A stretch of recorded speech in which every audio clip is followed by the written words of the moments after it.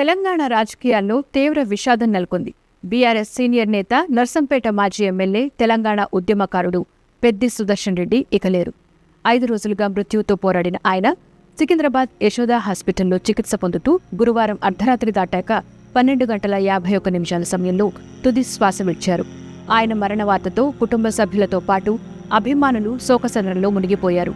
పెద్ది సుదర్శన్ రెడ్డి భౌతిక కాయం తొలుత హన్మకొండకు తరలించి అనంతరం నర్సంపేట మీదుగా నల్లబెల్లికి తీసుకెళ్లారు.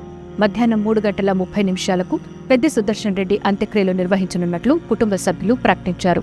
పెద్ది మరణంతో ఆయన కుటుంబ సభ్యులతో పాటు అభిమానులు కన్నీరు మున్నీరవుతున్నారు. రాష్ట్ర వ్యాప్తంగా బీఆర్ఎస్ శ్రేణులతో పాటు ఉమ్మడి వరంగల్ జిల్లా అంతా శోక సముద్రంలో మునిగిపోయింది. పెద్ది సుదర్శన్ రెడ్డి అకాల మరణం పట్ల తెలంగాణ రాజకీయ ప్రముఖులు తీవ్ర దిగ్భ్రాంతి వ్యక్తం చేస్తున్నారు. బీఆర్ఎస్ అధినేత కేసీఆర్ తీవ్ర భావోద్వేగానికి లోనయ్యారు.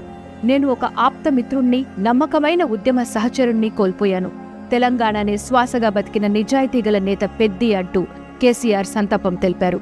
పెద్ది మృతి పట్ల సీఎం రేవంత్ రెడ్డి సంతాపం వ్యక్తం చేశారు. తెలంగాణ ఉద్యమంలో పెద్ది సుదర్శన్ రెడ్డి పోషించిన పాత్ర చిరస్మరణీయమని గుర్తు చేసుకున్నారు. కేటీఆర్, హరీష్ రావు, కల్వకుంట్ల కవితతో పాటు పలువురు మంత్రులు, నేతలు పెద్ది మృతికి నివాళులర్పించారు. చాలా యాక్టివ్గా ఉండే పెద్ది 51 ఏళ్ల వయసులోనే అకాల మరణం చెందడం అందరినీ దిగ్భ్రాంతికి గురిచేస్తోంది.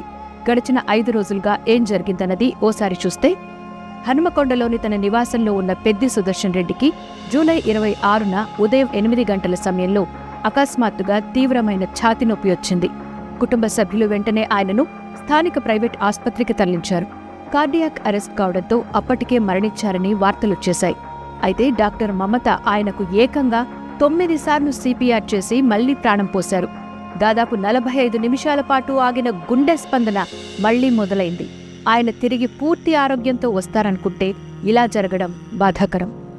సిపిఆర్ తర్వాత కూడా పెద్ది కండిషన్ క్రిటికల్గా ఉండటంతో మెరుగైన వైద్యం కోసం ప్రభుత్వం గ్రీన్ ఛానల్ ఏర్పాటు చేసి హైదరాబాద్ యశోద ఆస్పత్రికి తరలించింది.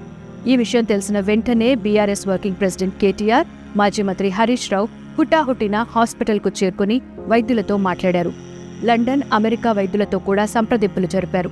వైద్యుల పరీక్షల్లో ఆయనకు లంగ్స్ ఇన్ఫెక్షన్ కారణంగా ఊపిరితిత్తుల నుంచి గుండెకు వెళ్లే వాల్వ్లో బ్లాక్ ఏర్పడిందని, 45 నిమిషాల పాటు గుండె ఆగిపోవడంతో మెదడుకు ఆక్సిజన్ అందక నాడీ వ్యవస్థ దెబ్బతిన్నట్టు వైద్యులు గుర్తించారు.